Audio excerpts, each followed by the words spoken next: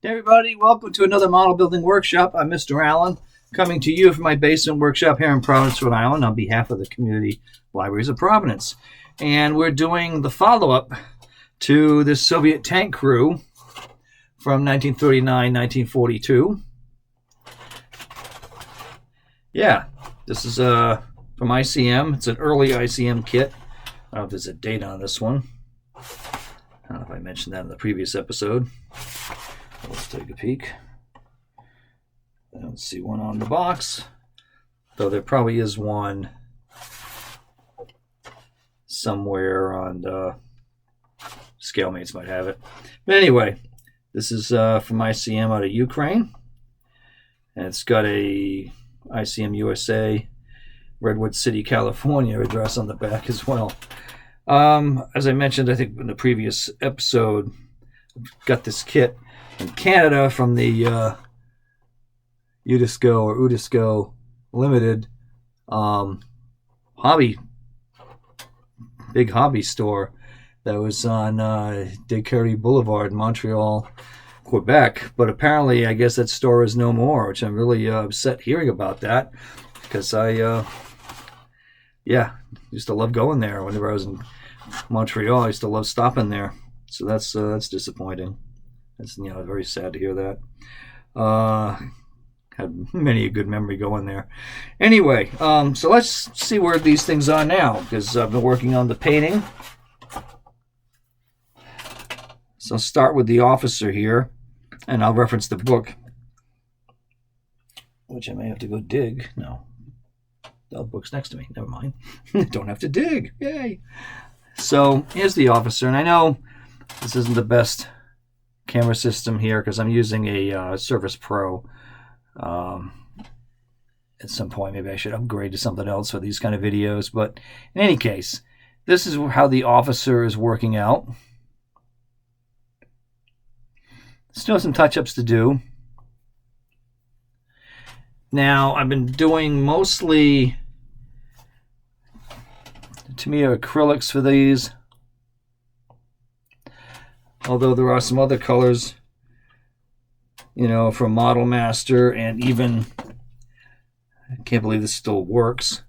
This is an old Pactra paint that I've got here. It's got a sticker on it that says 89 cents. This is old sea blue color, and I'm just going to tell you that this is a relic at this point, but it's still working. And that's the color I used to do the blue of the officer's pants here. So with this kit and with the others, I had some issues where some parts found their way into the carpet monster. It's tough for me to say as a Rhode Islander. Carpet monster. Carpet. So I had to source some other holsters for them, and I used an ICM, like a Russian infantry World War I set, actually, for some holsters and some other gear. So it would be, slightly dated equipment, but certainly not impossible to be in use in 1941. And I also gave him a, you can see it there, binocular case there, because it just seemed like it needed something in that space there next to his map case. So I added that. Just my opinion. I thought it needed something else. So now we have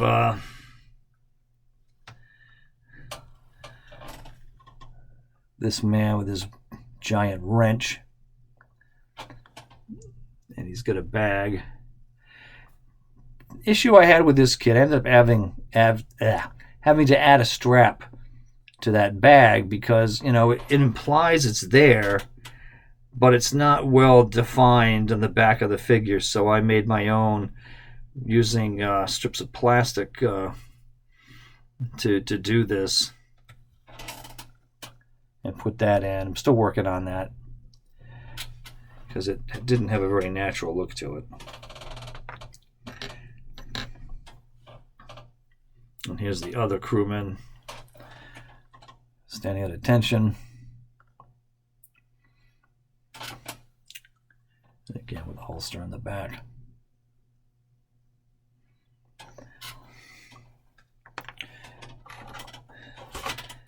So the kit shows them here pretty much in a black uniform, which you can certainly do. Back of the box, whether that's black or dark gray, kind of hard to tell. I mean, I suppose I could look at the instructions. Yeah, because they give you options here for colors of the uniform, and there's a number of options you can use. You know, which we'll look at here. Which I know we looked at this in the last episode. Oops, as I drop stuff in this confined space. Again, looking at this book here, Red Army Uniforms of World War II, from the Europa Militaria series. To do the comparisons here.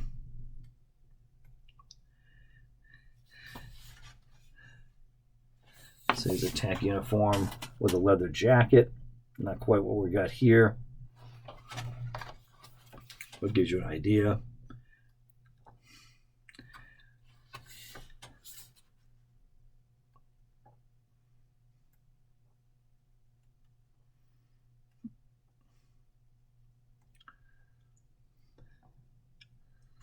Another tank officer here, so you start getting an idea what they look like.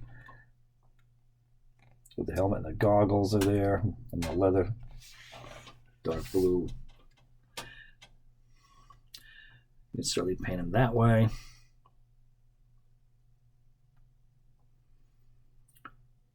But this is the set of photos that I think that the model kit was based on. So as you can see, that there are different colors you can use for the uniforms. So this is the pair that I kind of basted. Thanksgiving is coming. That I based my figures on, and I think that the model company did as well from these photographs. So that's what I worked off of. And in this case, it is the leather helmet I did in black here, not the gray that you could do here. And he's got a synthetic instead of a leather holster, but I opted for the leather holsters. Let's see if it mentions. Normally the overalls were officially black, but often gray, even khaki, even a blue work one were in use.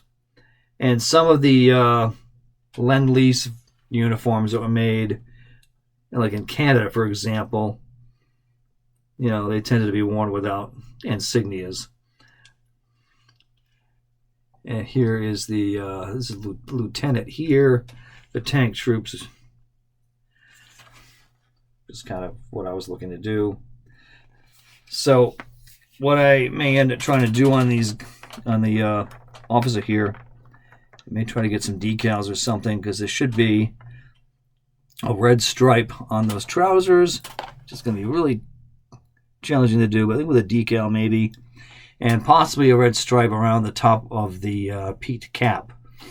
So those are things I can look into, and I'll probably look at doing something with a decal sheet, but we'll see.